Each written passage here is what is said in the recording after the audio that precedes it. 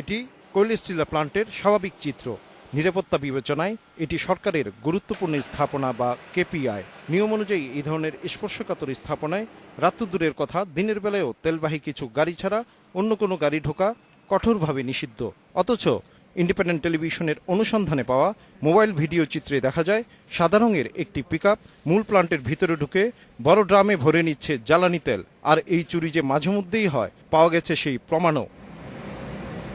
অভিযোগ আছে নিরাপত্তা কর্মীদের সঙ্গে হাত মিলিয়ে অবৈধভাবে তেল বিক্রি করে দিচ্ছেন রূপান্তরিত প্রাকৃতিক গ্যাস আরপিজিসিএল এর উপমহাব্যবস্থাপক শামীম। আজকে কি সিস্টেমে রাখতে পারবা? কারণ 10 তারিখ তো তুমি গার্ড নিয়োগ করে ফেলবা। যদি কাজে হাত দাও, দুইজনে একসঙ্গে হাত দিবা, মরে বাঁচো। তুমি অস্ত্রের ব্যাপারে গেছিলে নাকি? জি জি জি, ও তো অনেক বাড়িয়ে দেবে স্যার। যাও এমনি গেট গাড়ি যাওয়ার পরে গেটিয়ে রেখো। আজকে যেহেতু সরকারি ছুটির দিন, কোনো ভিজিটর মানে বাইরের কোনো অপরিচিত ভিজিটর যেন অ্যালাউ না করে। একাধিকবার চেষ্টা করেও যোগাযোগ করা যায়নি ডিজিএম শামীমের সঙ্গে। তবে তেল চুরির ঘটনার সত্যতা পেয়েছে আরপিজিসিএল এর এক পরিচালককে প্রধান করে গঠিত তদন্ত কমিটি। প্রমাণ ছাড়াও তো আমরা কিছু করতে পারতেছিলাম না, সেই জন্য তো তদন্ত কমিটিটা করা, যে আসলে কি হচ্ছে। ঠিক আছে, আমরা তদন্ত কমিটিতে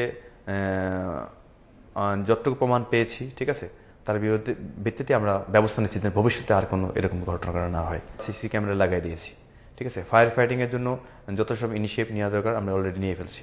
শুধু রাষ্ট্রীয় সম্পদ চুরি নয়, এই ঘটনা পুরো এলাকাকেই অশান্ত করে তুলছে বলে অভিযোগ করেছেন স্থানীয়রা। বিষয়টি সম্পর্কে অবগত আছেন জ্বালানি প্রতিমন্ত্রীও। আউটার অ্যাঙ্কর থেকে তেল চুরি হয়, আমাদের ইনস্টলেশনগুলির থেকে তেল চুরি হয়, বিভিন্ন জায়গা থেকে মিটার তারা ইউজ করতে চায় না। এগুলো আমরা অটোমেশনে যাচ্ছি। আমরা ইতিমধ্যে একটা তদন্ত করছি, সেই তদন্তে যারা দোষী হবে তাদেরকে শাস্তি হবেই। তেল চুরির এই ধরনের ঘটনায় এখনই করা ব্যবস্থা না নিলে ভবিষ্যতে বড় দুর্ঘটনার আশঙ্কা করছেন বিশেষজ্ঞরা। Shahed Siddiqui, independent news, Dhaka.